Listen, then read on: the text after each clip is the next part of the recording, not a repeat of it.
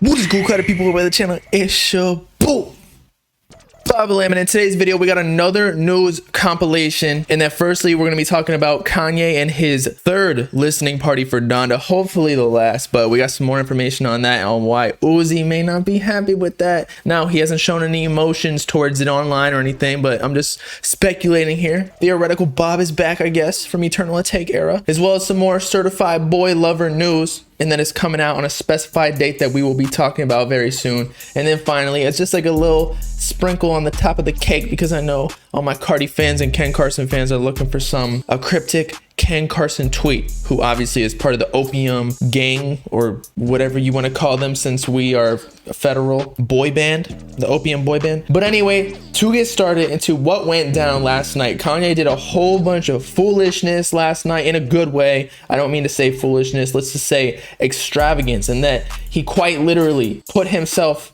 on fire. What the hell is going on here, literally? Because I thought dude was supposed to be like the next coming of Jesus, but somehow he is quite literally Satan now. Playboy Cardi really got to him. But more than just that, apparently he had like a fake wedding with Kim Kardashian once again. I don't know what this is all about. Maybe Kim K and Kanye are getting back together, since a couple videos ago we talked about how Kanye actually broke up with his new girl after 3 months of dating her. So I guess the coochie was not as good as Kim K's experienced veteran poontang. But then I talked to Bella this morning, and she said that Kim K is not. She just did a favor for Kanye. I don't know what that is. Maybe Daily Mail, which is where she got it from, has no idea what they're talking about. Who knows when it comes to Kanye? I actually hope that they get together and start being the power couple that they are. Maybe pop out a third Kanye child or whatever number he's on. I have no idea. Plus, I want to see Kim K back in that Catwoman suit she was wearing for like the first or second listening party. That would be great. But aside from all that, the actual significant part of this is the ongoing feud between Kanye and Uzi, that we don't know if it's completely serious, and it might just be the fans speculating, or just me myself. And I don't know if this is a coincidence that, you know, Uzi a couple days ago we reported on dissed Kanye on Twitter, saying that he's a fake pastor. Okay, we all know this. Plus, he was kind of throwing shade, but it was all in fun and games. Okay, you know how Uzi is. He's just a troll. It's nothing really that serious. He ain't gang banging out here, unless it's talking about hella bitches at his concerts backstage. He ain't gang banging in the streets unless he goes to Lil Nas X's corner, you feel me? But Kanye West, according to Rap on Instagram, claimed that Kanye brought St. John, one of Lil Uzi Vert's arch nemesises, is that proper plural, was in the studio with Kanye working on Donda. And if you don't know why St. John is one of Uzi's biggest enemies, it's because he is now allegedly dating, or was seeing in some capacity, even though Brittany, Uzi's ex-girlfriend, throughout his whole come up was denying it all, but he was seeing her.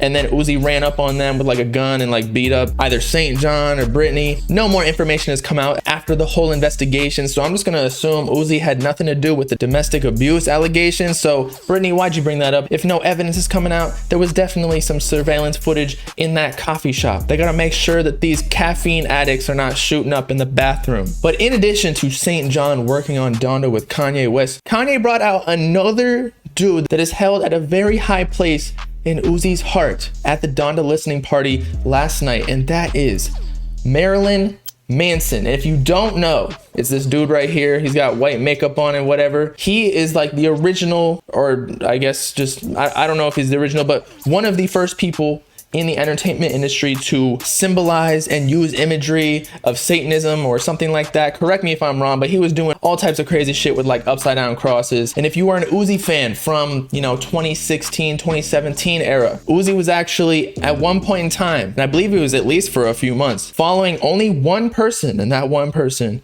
was Marilyn Manson. Uzi has pictures with Marilyn Manson. He even has a chain of Marilyn Manson wearing his Mickey Mouse hat, and has said in many interviews that that is his #1 idol. So that makes me question, after Uzi had something to say about Kanye on Twitter, is he pulling out within a couple days 2 people specifically that one, Uzi does not get along with, and then pulling out his #1 idol to make him a little bit jealous? Not to mention Cardi working on Donda, one of Uzi's either best friends / friends with benefits and or nemesises. It's a little fishy out here. And I'm not talking about the smell of Britney's cooch. Even stankier than that. We talking Kim K's asshole. In fact, after further research, Kim K's feces was the fuel that was rubbed all over Kanye's outfit when he was lit on fire. But anyway, also included in this picture, we have DaBaby, who was canceled a couple weeks ago, if you remember, for having like the anti-homophobic rant at Rolling Loud, whether you believe it was or not. Kanye apparently took off DaBaby from one of his features of his songs. I believe it was Na Na Na Remix. And so I guess Kanye's bringing back DaBaby to reinstate him in the culture after he had been canceled. And I think the whole theme of bringing out all these people was to show all of the misunderstood people around him. What this also tells me is that potentially the reason that DaBaby was removed from the Na Na Na Remix Kanye song was because of his label, not necessarily because Kanye. But moving on, we got to go to the exact opposite of the Donda album, which is Certified Boy Lover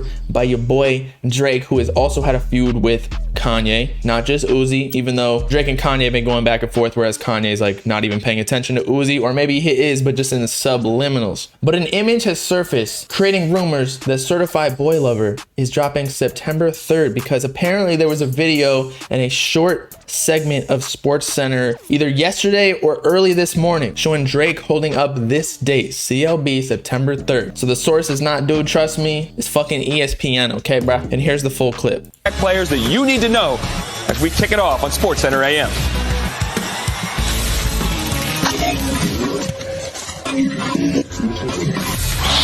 Y'all saw that, right? Hey, the way. So, the significance of this is that Drake obviously planted that as like somewhat of a commercial in SportsCenter and ESPN. He probably didn't even have to pay for it, because that's huge promo for SportsCenter and ESPN now that people are probably going to be flooding to that. I don't even got cable, and now it makes me want to cop the whole package for the year. But as we quite clearly saw, somebody was holding up the release date of Certified Boy Lover. Now that would be next Friday. So we got 1 week or so. One and a half weeks. We'll see if Donda drops on the same day. That would be crazy, but I doubt it. Donda will probably drop a couple weeks from now, or there might even be another listening party where Kanye shows us more songs, brings in more people. Maybe he reunites with Uzi and Drake and puts them on the album, because that would boost numbers hella. Oh, and by the way, something I forgot to mention, a comment has been going viral relating to this clip of Drake with September 3rd hinting at the release day of his album, in that they stated explicitly, after Kanye West sends a picture of the Joker to Drake through text message. If you remember, he had a group chat with Pusha T, Virgil, Drake, and some others, and he was saying,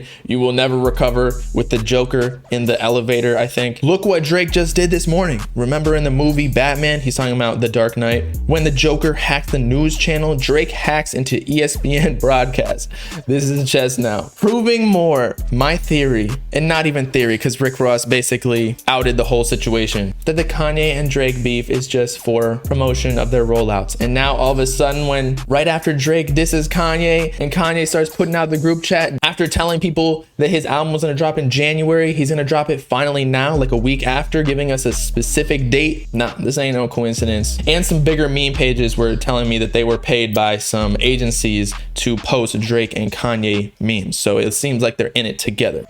And there's more. Apparently Kanye also brought out one of the girls that Drake was rumored to have impregnated, or somebody that he smashed back in the day. He brought her out in the Donda Listening Party 3. So Kanye and Drake are just trading blows right now. And honestly, maybe Kanye even brought out 2 girls that Drake has smashed in the past, if the Kim K rumors are true. And finally, talking about highly anticipated projects, Ken Carson, Playboi Carti's main artist, tweeted something pretty cryptic and deleted like seconds after, stating explicitly "Die-Lit 2," hinting at Die-Lit number 2. I know he spelled it weird, but what Opium affiliate doesn't spell shit weird or use weird symbols in their tweets? And so a lot of people were speculating, is this Ken Carson's album or project, or would this be Playboi Carti's? And then Ken Carson might be on it, because Ken Carson was giving us some updates for a whole lot of red.